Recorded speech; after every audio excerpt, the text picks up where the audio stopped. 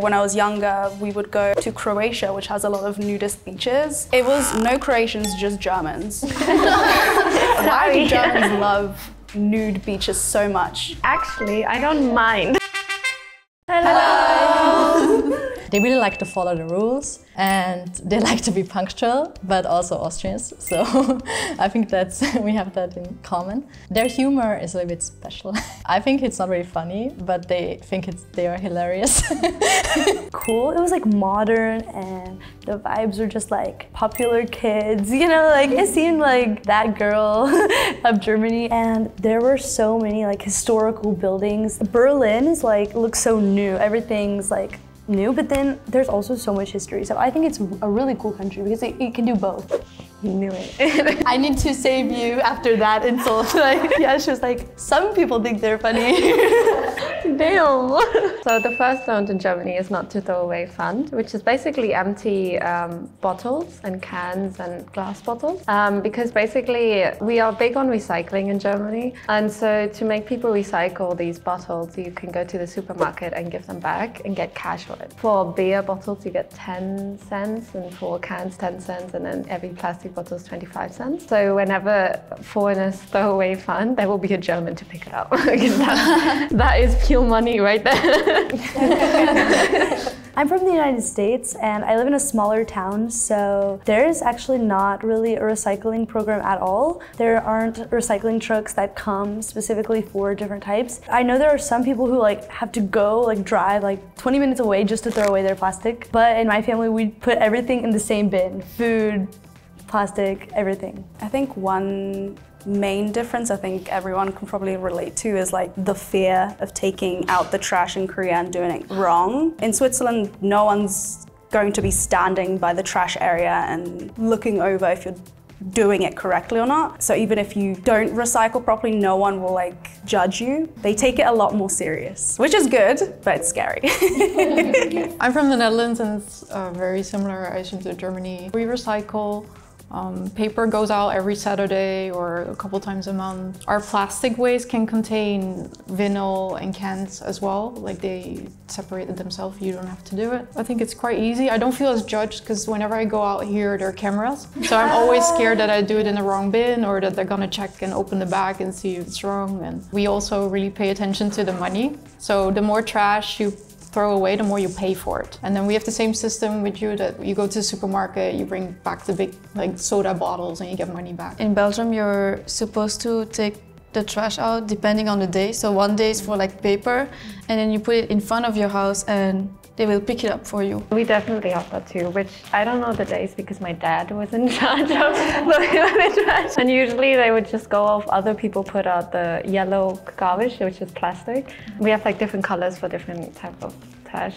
Yeah, so in Germany, we have the famous Autobahn, which is just the German word for highway actually.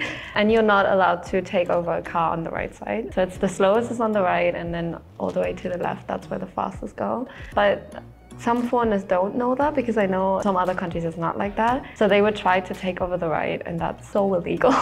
Only allowed to do that if it's in a traffic jam. I know everyone thinks the Autobahn, no, speed limit, oh my God, so cool. But it's actually just parts of some highways.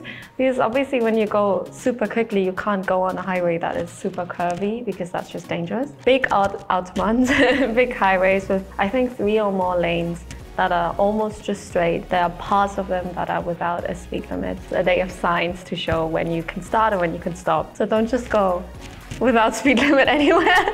That's not how that works. Even in the United States, people do not follow the speed limit, but that causes problems. If everyone didn't follow a certain speed limit, like, it would be crazy. We have speed limits and we also have the signs, the different signs. I don't know if you have it too in Germany, but we have the Rettungsgasse. Ah, yeah. Yeah, so if there is like a traffic jam, you have to go to the sides. So this line has to go to this side and the other lane has to go to this side. So the ambulance could pass if there's an accident. I don't have my license or anything, so I don't know anything about the laws of the Autobahn. But I was just imagining me doing that and just, it sounds like a nightmare, I think. This is called Prost in German, when you know, cheers. You have to maintain eye contact while you cheers. So even if you can't look at the glass, you just have to go by feeling.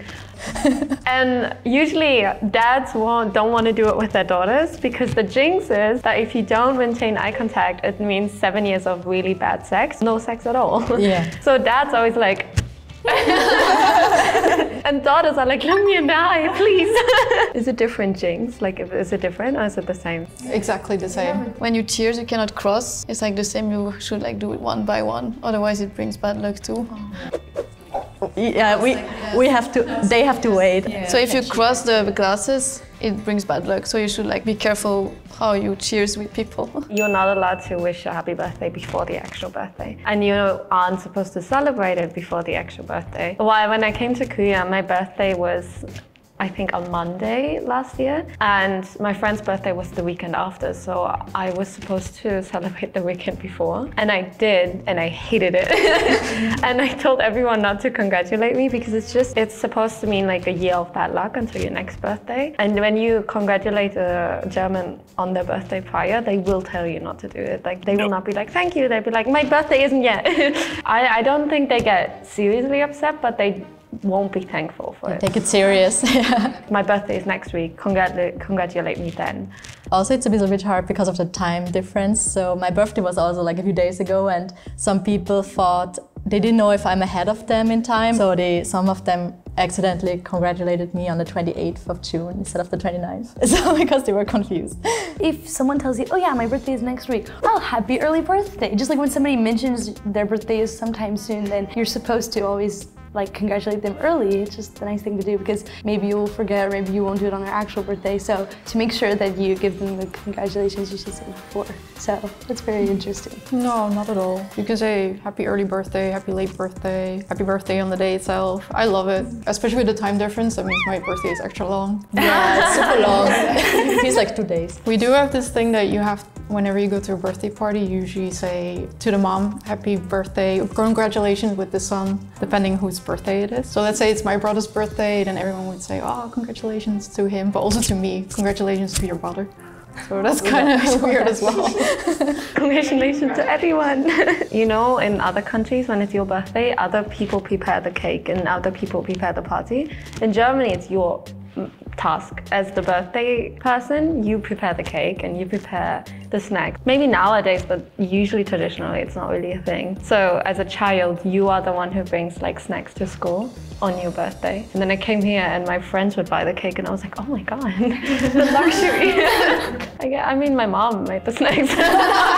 One time I was sick on my birthday and my mom still made snacks and brought it to school and I wasn't even there.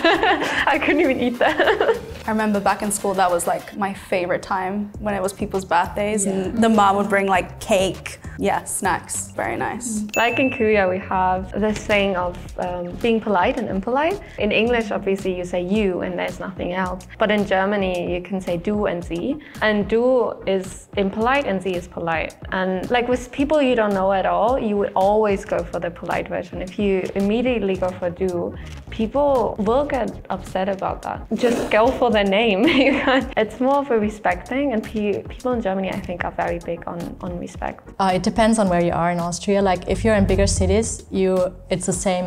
You should be formal first, and then you can ask, hey, can we switch to du? And then if they both agree, it's fine. If you're the same age or similar age, you can just usually be directly du. It would be weird if you would address somebody else, like with C, if you have the same age. Or if you're talking to a child, like you would never speak formally to a little kid or a baby. So for people, it's really hard to tell when can we switch. Yeah, so usually you can ask, or somebody makes the first move and just switches to du. I think you need a lot of situational awareness when it comes to the German language. Like we spoke in German right now, I would skip.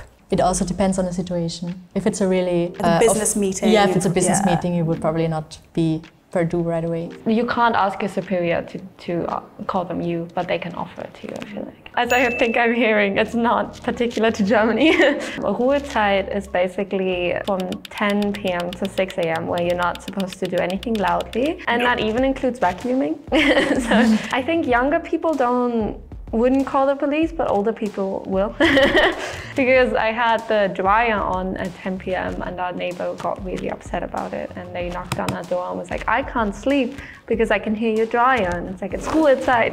But included in Ruhezeit is also Sundays and any holiday. Sundays, everything is closed. You can't get anything done on Sundays. It's a law. You're not allowed to work on Sundays. So if you don't get your shopping done on Saturday, well, good luck. It's when the government allows stores to open for a couple of hours on Sundays, and it's a huge event, and everyone goes shopping, and everyone loves it.